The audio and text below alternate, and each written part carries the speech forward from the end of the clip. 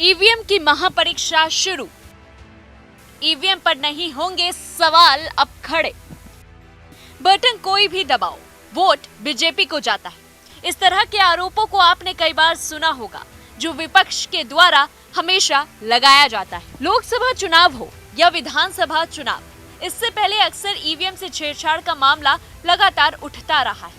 और इसी बीच आज सुप्रीम कोर्ट ने ईवीएम में गड़बड़ी पर कहा कि लोकसभा चुनाव के मद्देनजर इलेक्ट्रॉनिक वोटिंग मशीन की विश्वसनीयता का सवाल एक बार फिर उठ खड़ा हुआ है।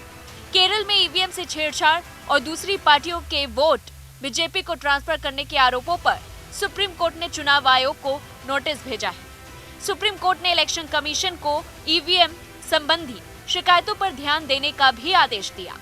केरल के कासरगोड में मॉक ड्रिल कराई गई। कोर्ट में याचिका दायर कर आरोप लगाया गया कि वहां हर वोट बीजेपी को जा रहा है। इस मामले की सुनवाई के दौरान जस्टिस दीपांकर दत्ता और जस्टिस संजीव खन्ना ने मौखिक आदेश में चुनाव आयोग से कहा कि वह इस मामले में जो रिपोर्ट आई है उसकी जांच करे। वहीं सुनवाई के दौरान याचिकाकर्ता एडीआर की ओर से पेश वरिष्ठ वकील प्रशांत भूषण ने एक मीडिया रिपोर्ट का जिक्र भी किया।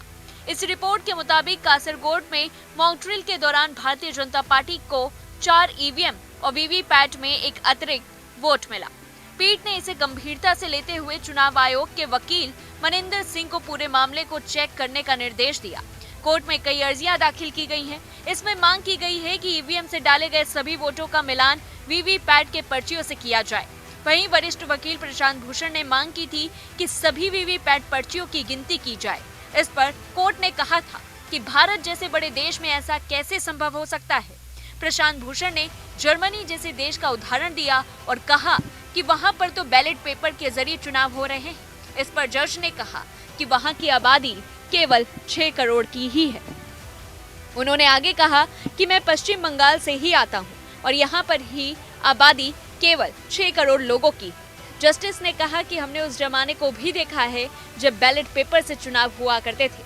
पीठ ने यह भी साफ कर दिया कि अगर लोगों के द्वारा किसी भी तरह का कोई हस्तक्षेप ना किया जाए तो मशीन ठीक तरीके से काम करती है। इस पूरी रिपोर्ट को लेकर के आपकी क्या कुछ राय है, हमें कमेंट बॉक्स में जरूर बताएं और तब तक के लिए देखते रहिए News1 इंडिया।